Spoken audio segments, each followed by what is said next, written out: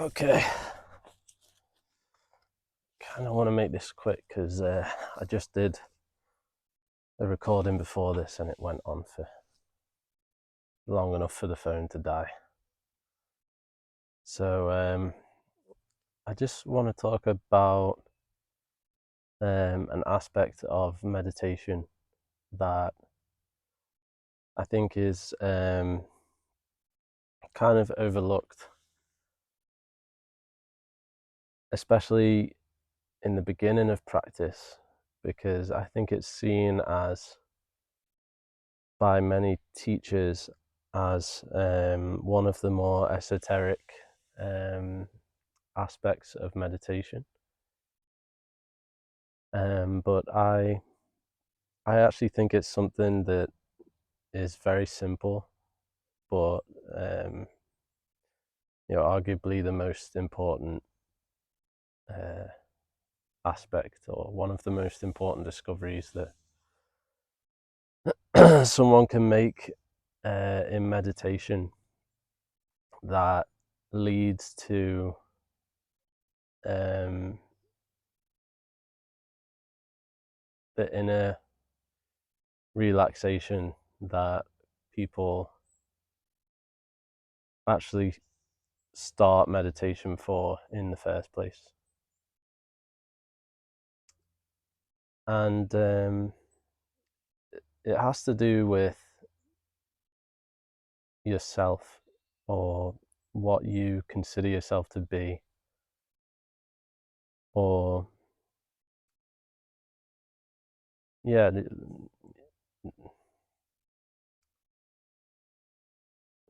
foundational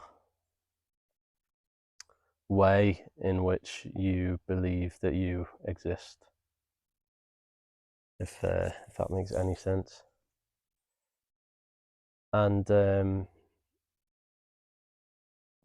basically one of the, what I'm talking about is basically the belief that you exist as a separate entity. And what that means in basic terms is that you believe that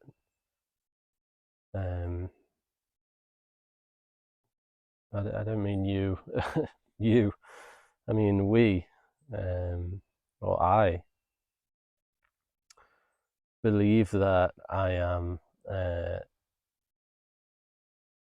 an entity, or a thing, or a self over here that exists as a body or within a body, and then that thing that I call me exists within a separate thing, a separate reality called the world, which is around me. And I'm within it. And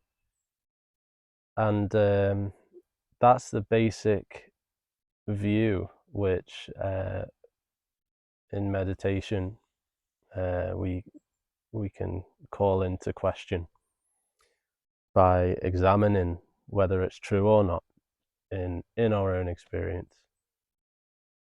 And I think it's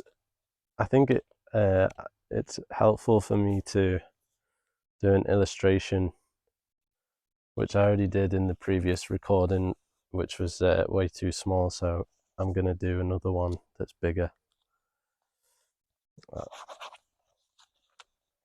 And let's hope it turns out well.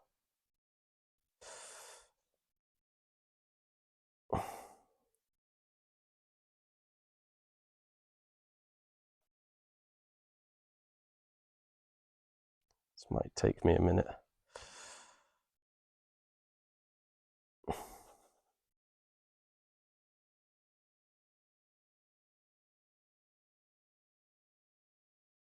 think it looks a bit like Slender Man, actually, but okay.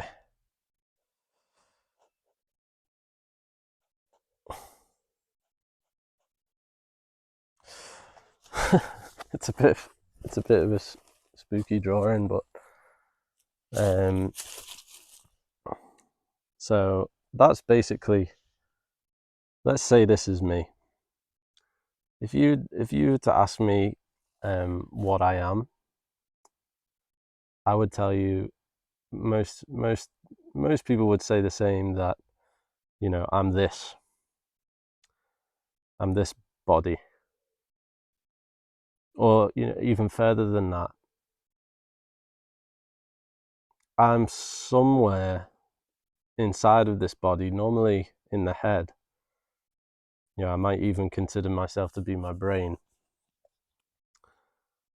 And if you were to ask me to observe my body,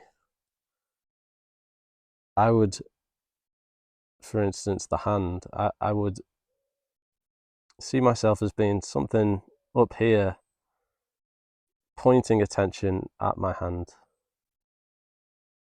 But the important factor here is that I believe that I exist behind this boundary of the body, or of which the outermost layer is the skin.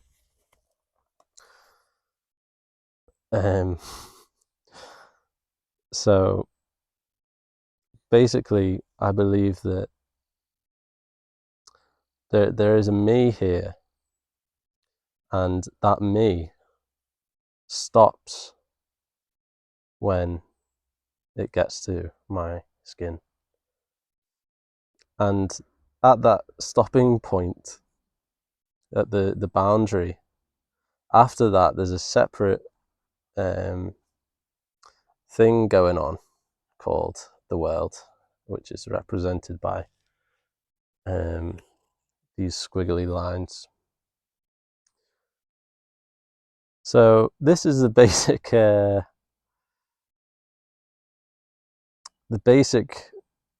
foundational view that we're calling into question. And the way we do that is through a method called self-inquiry, which is very simple. We just take these basic assumptions about ourselves and call them into question. We inquire about whether or not they're actually true. In this case, we might ask, where is this so-called boundary between me and the rest of everything else? And so we would point our attention towards our skin. I'm circling the shoulder here, but it could, obviously it could be anywhere. And we look to see if we can actually find this place where our experience comes to an end. And I don't think I need the drawing anymore. But basically what we find is that it doesn't come to an end. And obviously I'm making these claims just based on my explorations, and based on the people who have taught me, based on their explorations as well. But I would invite anybody to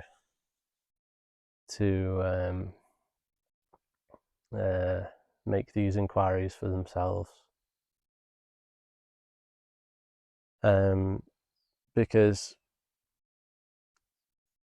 after a certain amount of time, when again and again you find that you can't actually find the end of your experience, or the end of what you're calling you, the basic belief that you exist as an individual thing begins to lose its footing or its support. And that's the important part, because it's the fact that I believe myself to be this separate individual that encourages the mind to think thoughts about the drama of my life or of me. And the belief to be an individual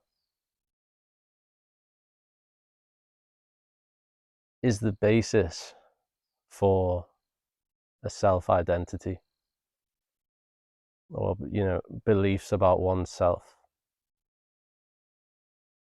And having beliefs about what you are and about your identity inevitably lead the mind down these rabbit holes of self-preservation, self-validation, fear of being exposed, fear of having your identity changed, or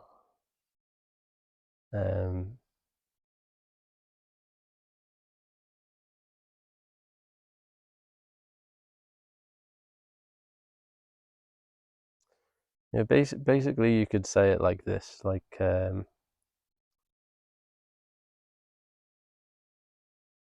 belief to be a thing, some kind of object,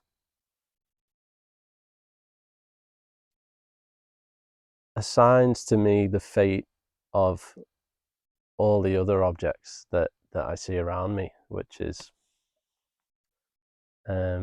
that I'm vulnerable, or that I'm damageable. And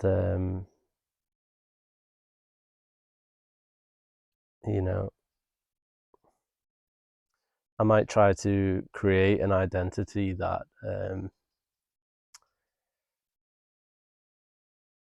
keeps those fears at bay for a time, but